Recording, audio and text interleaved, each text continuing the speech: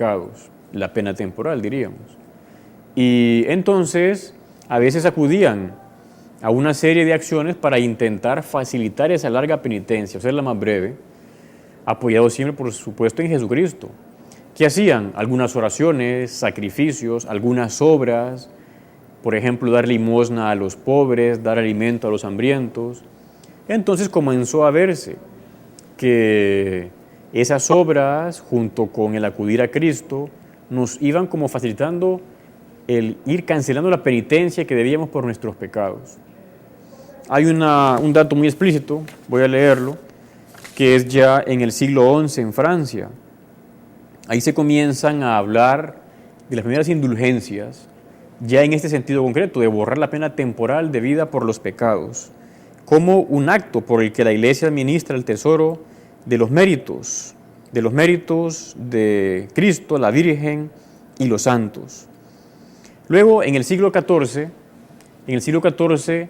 las indulgencias van como a limitarse o restringirse a los papas y a los obispos, precisamente para que no se dieran algún tipo de abusos. Comienzan a decir, bueno, solo los obispos y los papas tendrán la facultad de conceder indulgencias. Por ejemplo, cuando se hacían limosnas para construir lugares sagrados, una iglesia, una basílica, un templo, o también obras de común utilidad como hospitales, puentes.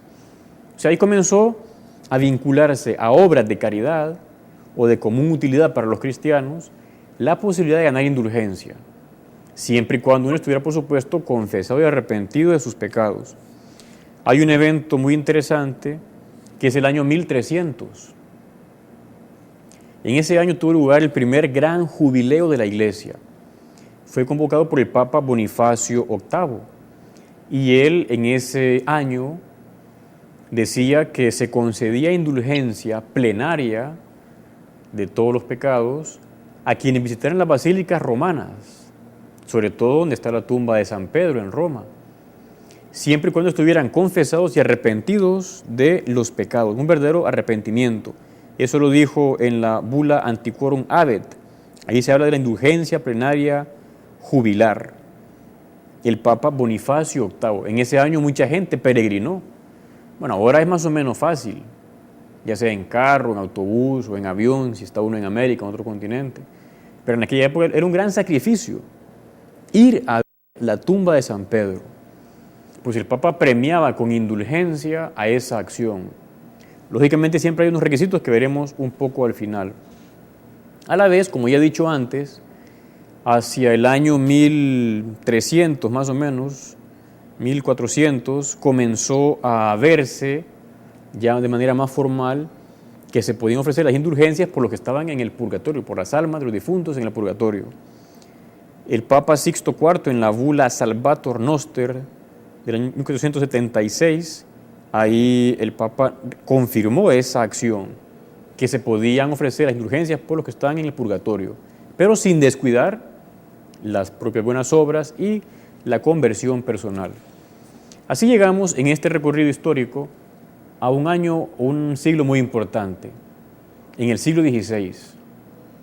Resulta que ahí se estaba construyendo en Roma la Basílica de San Pedro, que es el corazón de la iglesia.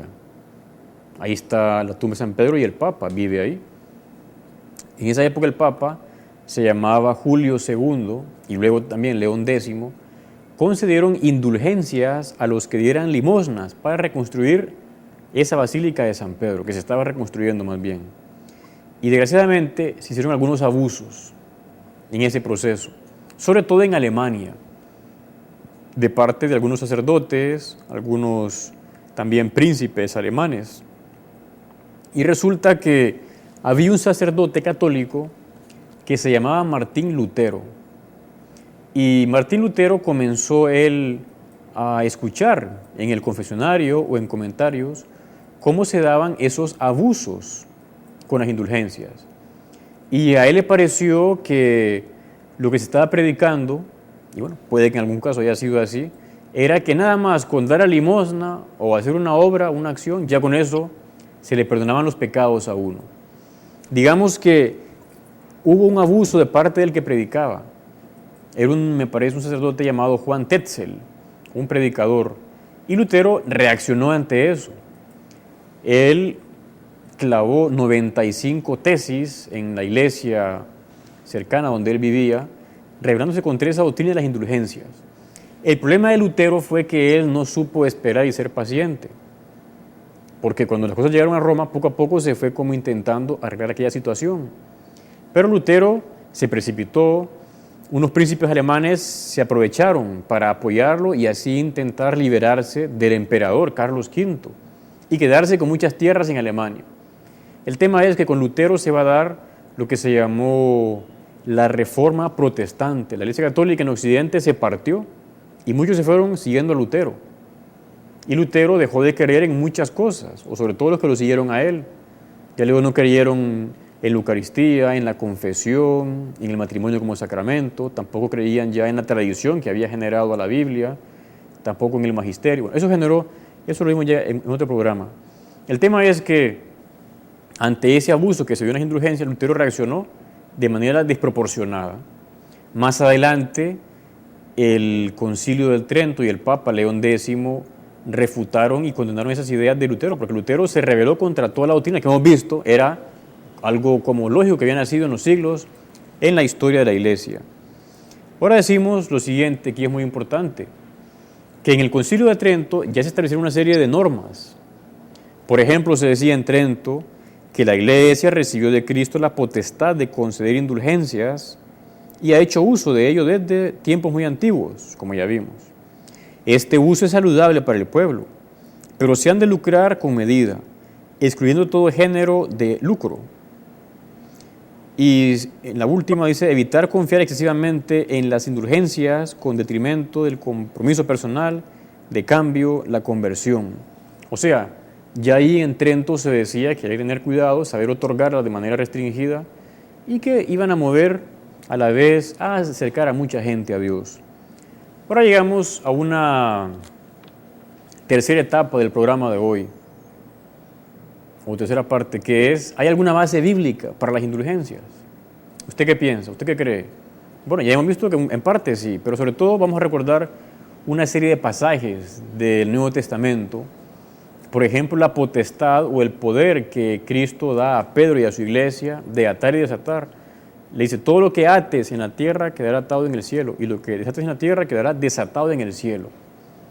O sea, San Pedro, el Papa, tendrá ese poder vicario de atar y desatar en la tierra y tiene efecto en el cielo. O la facultad de perdonar los pecados, que aparece muchas veces: a quienes perdonen los pecados les quedarán perdonados, a quienes se los retengáis les quedan retenidos. Eso aparece en la Biblia. O sea, la Iglesia Católica utiliza esa facultad que el Señor le dio de perdonar, de atar, desatar, lógicamente todo para el bien común de las almas. Y no fue dado a cualquier iglesia. Ya sabemos que Cristo fundó una iglesia. ¿Cuál es el nombre de esa iglesia fundada por Jesucristo? Ahora uno ve en el mundo muchas como iglesias, entre comillas, comunidades o grupos. Esa iglesia fundada por Cristo creemos que subsiste en la Iglesia Católica. De hecho, hay un texto muy antiguo de un personaje del siglo I, de la era cristiana, llamado San Ignacio de Antioquía. En una carta a los de Esmirna dice: donde está Jesucristo, ahí está la Iglesia Católica. Por otra parte, decimos que en el Nuevo Testamento hay muchos pasajes que hablan, en las cartas de San Pablo y otras, de cómo los fieles tenían que dedicar un largo tiempo para purificarse de sus faltas, para irse asemejando más a Cristo. Es lo de la pena temporal que decíamos. Por tanto, las indulgencias pueden verse como un acto de intercesión ministerial de la Iglesia ante Dios, como participación de la intercesión perenne de Cristo sacerdote ante el Padre por nosotros. Y la referencia que se otorgan por las almas del purgatorio, por los difuntos, decimos que está en 2 Macabeos 12, 43 y 46. Ahí usted puede leer la historia de Judas Macabeo, cómo rezan, hacen una colecta de dinero para hacer un sacrificio en Jerusalén y mandarlo a Dios por los que ya habían fallecido. Pasamos a otra parte, que es preguntarnos, ¿para qué sirven realmente las indulgencias? Si ya con la Santa Misa a uno se le puede borrar buena parte de la pena temporal, o quizás toda,